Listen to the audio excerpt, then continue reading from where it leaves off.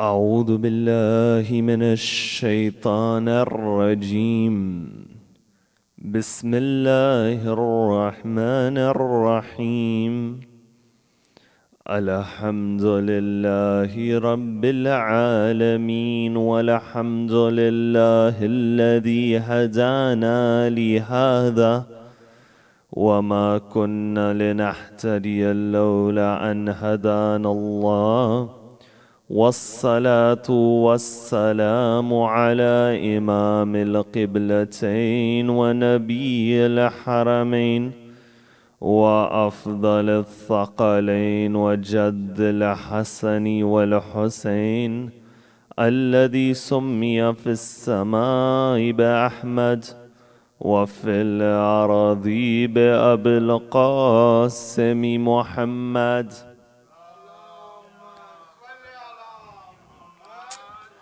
وعلى أهل بيته الطيبين الطاهرين المعصومين الصادقين، والذين ذهب الله عنهم الرجس وطهرهم تطهيرا.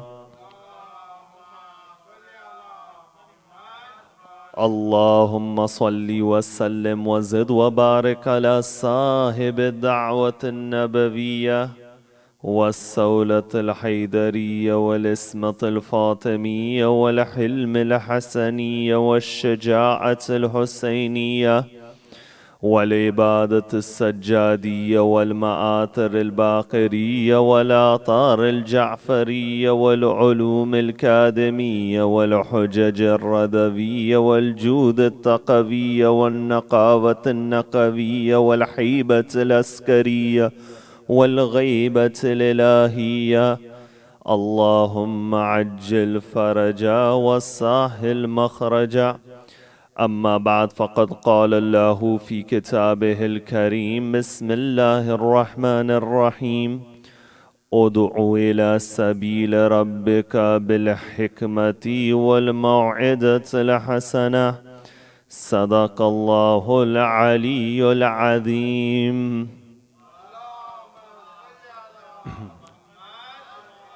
For the love of Ahlul Bayt alayhim as-salam, sallu ala Muhammad wa ali Muhammad.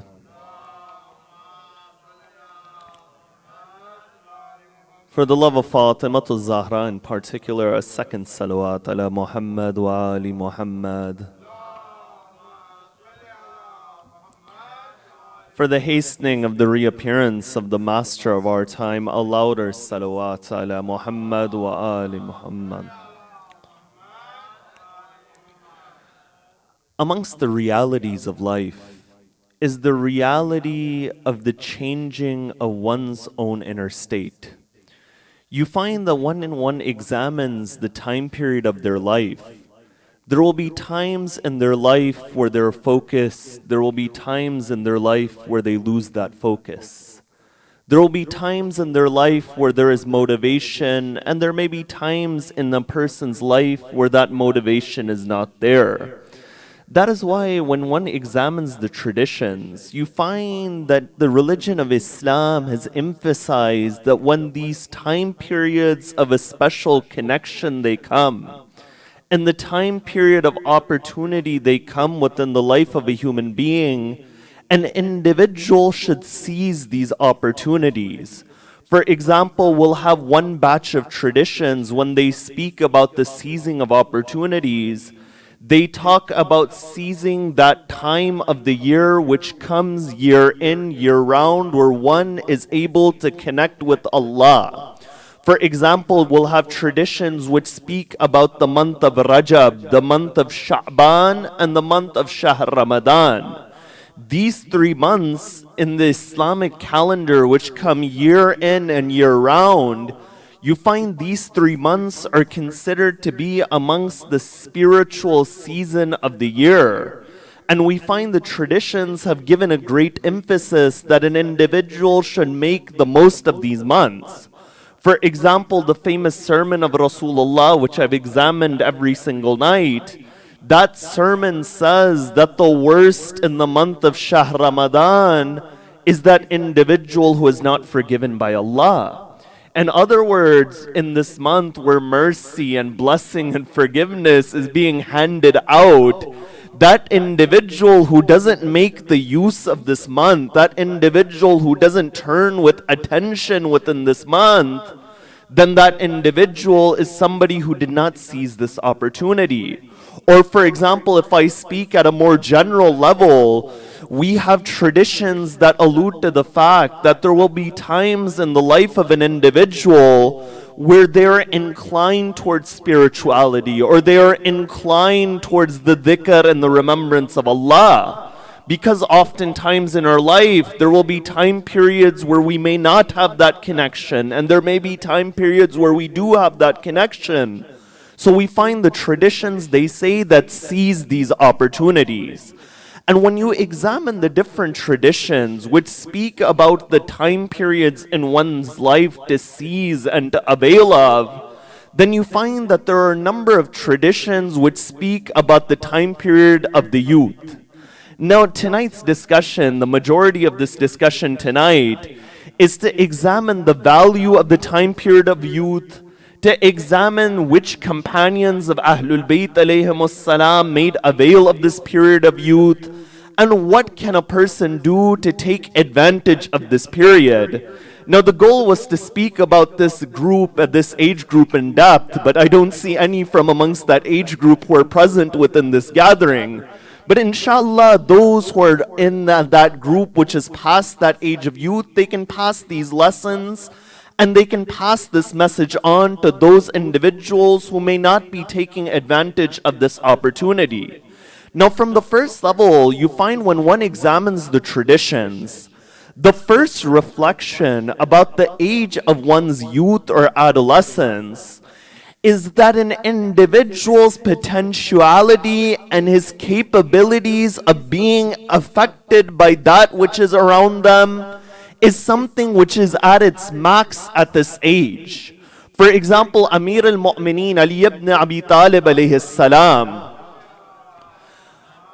in his famous will which he gives to Imam al-Hasan found in Nahjul Balagha, Amir al-Mu'mineen, he says within that will, min al-walid al-fan al-muqir liz-zaman.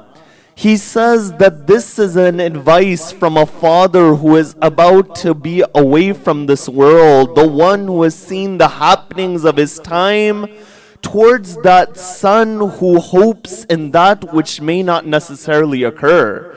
In other words, when Amir al-Mu'mineen speaks in Nahjul Balagha, even though from the outward the kalam is to Imam al-Hasan is a ma'soom and infallible imam. The imam over here is giving advice for those who are within the time period of youth. You find from amongst those individuals within this time period, amongst the qualities which Amir al-Mu'mineen mentions about this age of one being within their youth, the Imam says that the heart of a youth is like an uncultivated piece of land. And whatever is thrown upon it, the heart it accepts. The Imam, in other words, goes to show within this tradition is that this age is an age where an individual is very impressionable from the influences which are around them. That is why this age in particular, an individual should reflect about those who are around them, because those who are around them are a reflection of their reality. That's why one tradition from the Imams of Ahlul Bayt would say that a believer is like a mirror for another believer. In what sense? In that a mirror is able to tell you what is your true image.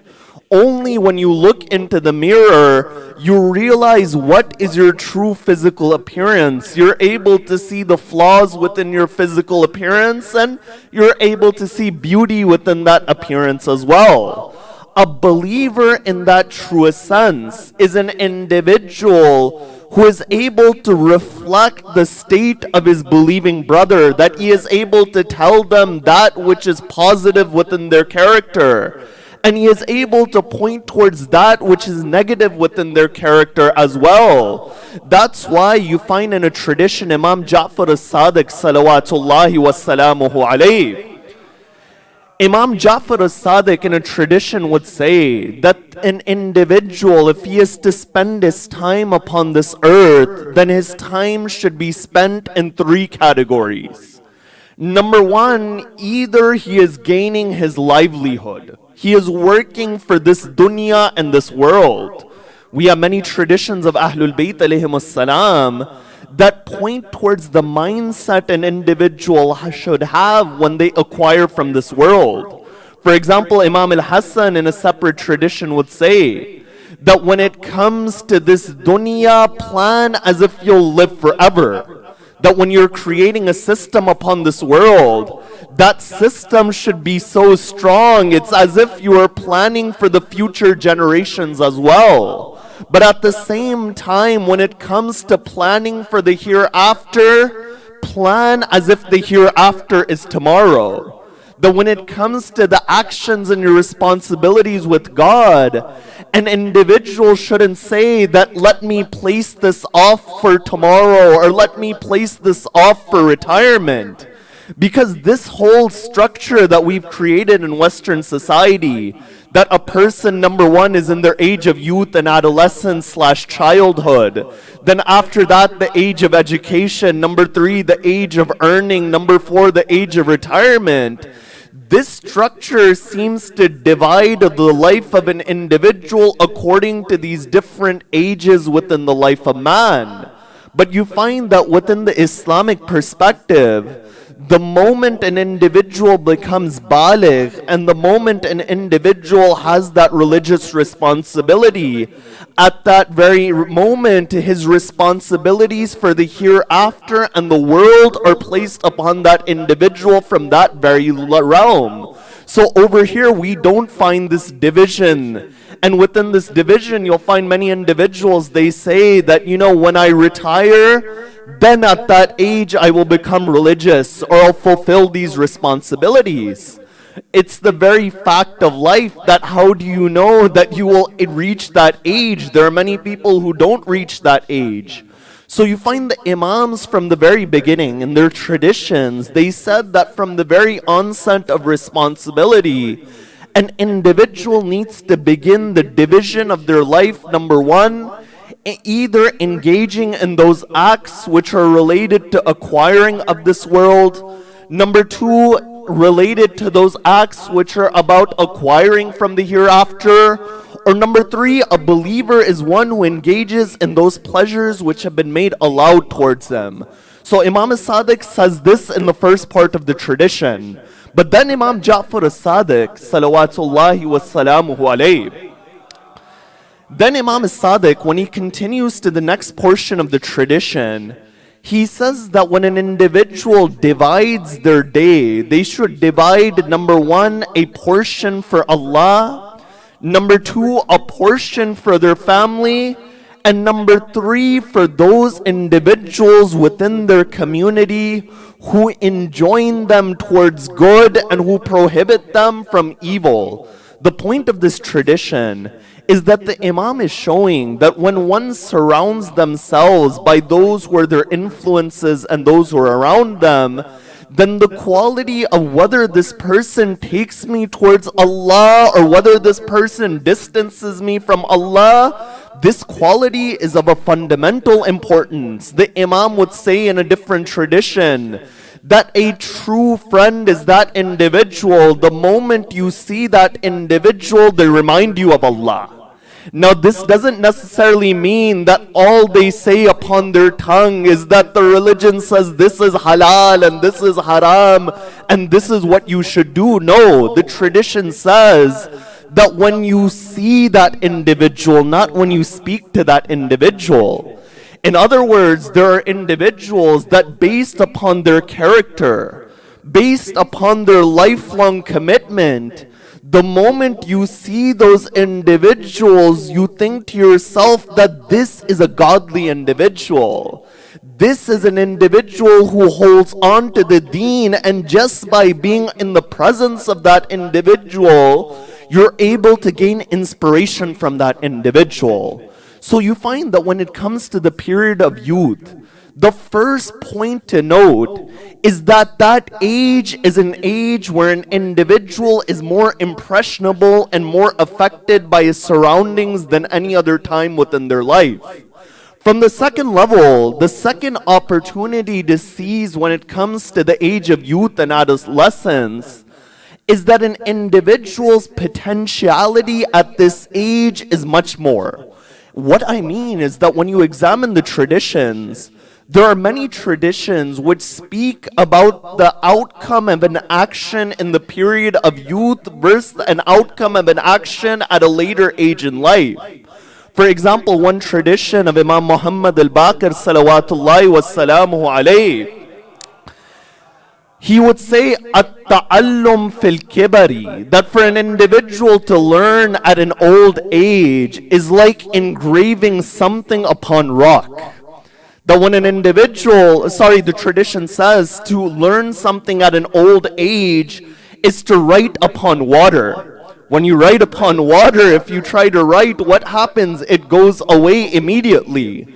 But then the tradition says that at-ta'allum fi sigari kan-naqshi ala al-hajar. But when a person is able to learn something in his youth, then it's like engraving it upon stone. When you engrave something upon stone, that engravement, it remains upon that. That at that age, a person's mental faculty, number one, is able to learn. But at the second level, you find that there is a spiritual potency at that age as well.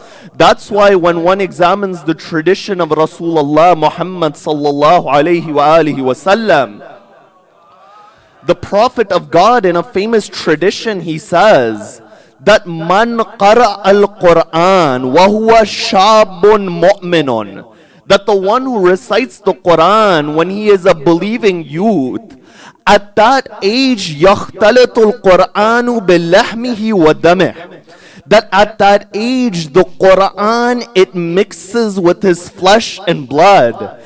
In other words, at that age, because one has that spiritual potency to gain an attachment with the Quran at that age of youth, the Quran becomes a very part and parcel of the being of that individual. Now, this doesn't mean those who are past that age of youth, the door is closed for them. But rather what this means is that at a later age in life, an individual has to work harder. That's why Imam Ja'far as-Sadiq would say that there are two blessings, there are two ni'mah within the life of an individual that you only recognize the blessing, the value of that ni'mah after it's left you. The Imam says the first of those blessings is the time period of youth. That only after that age it leaves a person, and they face the hardships that come at an older age when your faculties don't work as efficiently, when your body doesn't react in the same way, when you don't have that same level of energy. Then you find at that time a person recognizes what the value of the time period of youth was. But Imam as-Sadiq then says that the second blessing which a person recognizes only after that blessing has left is what? It is the blessing of health as well. So when you have this blessing of youth and when you have this blessing of health, you find an individual should make avail of these opportunities. He should seize these opportunities. So you find these are different aspects that we see about the time period of youth and adolescence from the example of Ahlul Bayt. And that's why that when you look at the example of the seerah and the lives of the imams, you find that there were a number of companions of the imams of Ahlul Bayt who achieved a great status despite being within that age of adolescence or youth.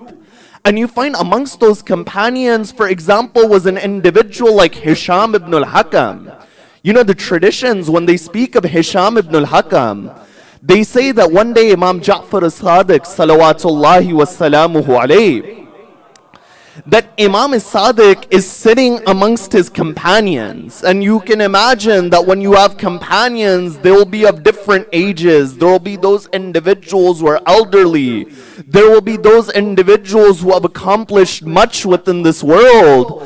It's stated as Imam Ja'far as-Sadiq is sitting amongst his companions, a young man walks in whose age was so young that his beard had not come out. The moment that individual walks into that gathering, Imam Ja'far as-Sadiq stands up for that individual. They say, "Oh Imam as-Sadiq, who is this youth and this adolescence that you are standing up for?" Imam as-Sadiq said that this is the one, "Hada nasiruna biqalbihi wa lisanihi wa yadayh." This is the one who is our supporter with his heart, with his tongue, and with his actions as well. They say, "Who is this individual?" The Imam says, "This is Hisham ibn al-Hakam." You see, Imam Ja'far as-Sadiq, within this incident, he gave that lesson that when you give respect to an individual, the barometer of respect is not age. There are many individuals whom even at an elderly age, they haven't learned anything from the tenets of the religion. Now yes, because they're believers and they're elders, you give them respect. But at the same time, Imam as-Sadiq says, a bigger barometer is the ilm of an individual and the service of an individual. That Imam as-Sadiq would teach Hisham ibn al-Hakam the realities of wilayah. And Hisham ibn al-Hakam would go and show other individuals what is the status of the Imams of Ahlul Bayt. You know, it's stated that the first of those individuals to discuss the subject of Imamat and Wilayah openly, the first of those individuals was none other than this youth Hisham ibn al-Hakam. One day an individual, he comes to Hisham ibn al-Hakam from Syria. When this individual comes, Imam as-Sadiq was within that gathering. That man, his initial reaction is to go to Imam Ja'far as-Sadiq. When he goes to Imam as-Sadiq says that if you are able to defeat my companion, then you can come and have a discussion with me. That companion who was within that age of youth, Hisham ibn al-Hakam, he begins to speak to that man. That man says, "Oh young boy, it is stated that the religion of Islam is a complete system of guidance. What guidance did the religion of Islam leave behind?" Hisham ibn al-Hakam says that the religion of Islam left behind the Quran and the Prophet of God. But I have a question for you. That after the Prophet has passed away, is it enough just to have the Quran and the Hadith, or does there need to be something else which guides one to the religion? That man says to Hisham ibn al-Hakam, "No, the Quran and the Hadith is enough to solve all disputes and problems." Hisham ibn al-Hakam says that if the Quran and the Hadith are enough to solve all disputes and differences, then right now we have a difference of opinion. At that moment, that individual goes silent. Imam as-Sadiq says that, "Why did you go silent?" He says that this individual said to me that if the Quran and the Hadith were enough to end all disputes, if I say there are no disputes, then I'm lying because we have a difference of opinion about Imamat and Wilayat. But if I say there is a dispute, then I am contradicting myself when I say that the Quran and the Hadith are enough. You find that man, he says to Hisham ibn al-Hakam that, "Tell me, what is your solution?" Hisham ibn al-Hakam says that in every time period there must be a guide. And that guide guides to the teachings of the Quran and the true Sunnah of Rasulullah. That man says, who is that guide within this time period? Hisham ibn al-Hakam wa ashara bi yadihi ila Imam Ja'far as-Sadiq. He points with his hand towards Imam as-Sadiq and he says, this is that ocean of knowledge that whenever you need anything, you come towards this ocean. You see, Hisham ibn al-Hakam was an individual. He made the most of his time period of that youth and adolescence. And in return, because he made the most of his capabilities, you find Imam Ja'far as-Sadiq would give him this position. And he would give him such a position that it stated that he would go and he would discuss in the court of Harun al-Rashid.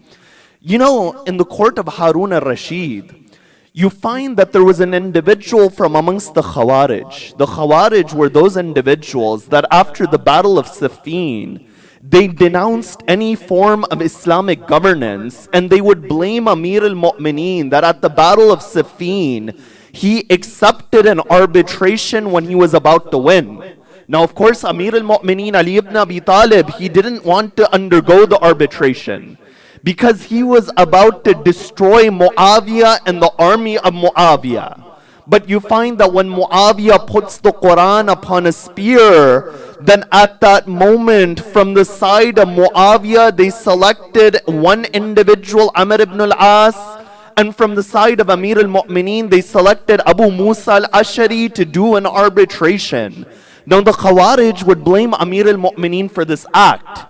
When one of those Khawarij comes into the court of Harun al-Rashid, Imam al-Sadiq sends Hisham ibn al-Hakam. When he sends Hisham ibn al-Hakam, the Khawarij challenges him to a debate. Hisham ibn al-Hakam says that if we are going to debate, then there needs to be conditions of the debate. The man says, very well, there has to be conditions.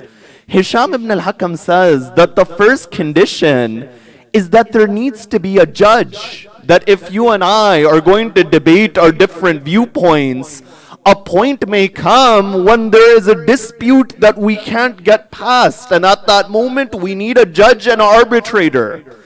That man says, yes, what you're saying is very rational.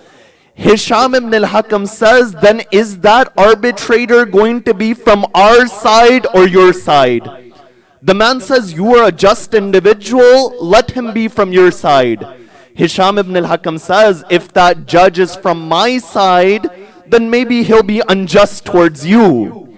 The man says, very well, this makes sense. Then let him be from my side. Hisham ibn al-Hakam says, no, this doesn't make sense. Because if he's from your side, then maybe he'll be unjust towards me.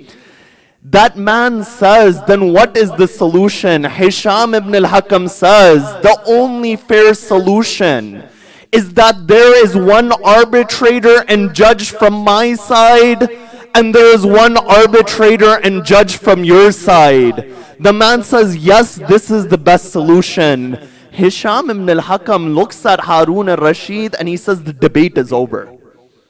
Harun al-Rashid says, what do you mean the debate is over? He says, this man blames Ali ibn Abi Talib that upon the day of Siffin, he accepted an arbitration where there was one judge from the side of Muawiyah and there is one judge from the side of Ali ibn Abi Talib. When we were going into debate, what did he do? He accepted one judge from my side who represents the view of Ali ibn Abi Talib. And he accepted one judge from his side. His actions show that that which was carried out upon that day is something which is acceptable, otherwise blame comes upon himself. So you find that this individual, that in this period of youth and adolescence, he made the most of his opportunities. Amir al-Mu'mineen would say that opportunities come like the clouds and they pass like the clouds. You know, when you miss out on one opportunity in life and you take another opportunity, it's not that the same opportunity has come again, but rather you are going and you are taking upon another opportunity when you missed that first one. But if you had taken that first one, the potential for a second, a third, and a fourth would have come up. But an individual can only make the most when he understands the value of that time period, when opportunities they come the most, and that is the time of one's adolescence and their youth. That's why when you look upon the day of Ashura, you find one of the qualities of the army of Sayyid al-Shuhada is that there were several youth who were willing to give their lives for the Imam. And you find from amongst those individuals were the children of Sayyida Zainab by the name of Aun and Muhammad. You know, it's stated on the night before Ashura, when Sayyida Zainab, she would speak to Aun and Muhammad. She would say, I recognize that you are the grandchildren of Ja'far al-Tayyar. And I recognize you are the grandchildren of Ali ibn Abi Talib. And I recognize that when you fight tomorrow, a time will come when you reach the Furat. But when you reach the Furat, as long as the children of Hussein haven't drank from the Furat, then don't go towards that water. It's stated that upon the day of Ashura, when these individuals, they went out towards the Maqtal, they would fight in such a manner that when a sword would go towards Muhammad, Aun would come to the forefront. And when they would seek to strike Aun, Muhammad would come to the forefront. Every time they would strike someone, they would look towards the tents and they would say, oh, our uncles Hussein, are you proud of us? But one point it comes, فَقَتَلُوهُ إِرْبًا إِرْبًا, that they're surrounded from all sides, they're struck with the sword, both of them fall towards the ground. The moment the children of Sayyida Zainab fall towards the ground, from one side Aba Fadl Abbas comes, from one side Sayyid al-Shuhada he goes. When they go towards the children, they say that, do you have any final words? They said, tell our mother that we were able to reach the Furat, but we didn't drink from the water because we remembered the thirst of the children of Sayyid al-Shuhada. You know, it's stated when the bodies of Aun and Muhammad are brought back towards the tents, Sayyida Zainab, she places one hand on the chest of Muhammad. She places one hand on the chest of Aun. She places her head upon the ground. She says, رَبَّنَا تَقَبَّلْ مِنَّا إِنَّكَ أَنْتَ السَّمِيعُ الْعَلِيمُ عَلَى لَعْنَةِ اللَّهِ عَلَى الْقَوْمِ الظَّالِمِينَ. Ya Allah, we ask through the right of Muhammad and Ali Muhammad, wherever the followers of Ahlul Bayt are in difficulty, help them. Wherever they're sick and ailing, cure them. There are many in this hall who have hajat, who have difficulties, whether it's in their rizq or in their families, whether it is with their health. Through the right of Muhammad and Ali Muhammad, grant their hajat, Ya Allah. We pray for the ziyarah of Muhammad and Ali Muhammad, and we pray for the shafa'ah of Muhammad and Ali Muhammad. And we pray for the reappearance of the 12th of Muhammad and Ali Muhammad. With your loudest voices, after reciting one salawat, we'll have a Surah Al-Fatiha, 3 times Surah Al-Tawheed for the marhumeen of the sponsors of tonight's iftar, the marhumeen of this community, as well as those who don't have anyone to recite Surah Al-Fatiha over them. Al-Fatihatu ba'da salawat ala Muhammad wa Ali Muhammad. بسم الله الرحمن الرحيم الحمد لله رب العالمين الرحمن الرحيم مالك يوم الدين إياك نستعين اهدنا الصراط المستقيم صراط الذين أنعمت عليهم غير المغضوب عليهم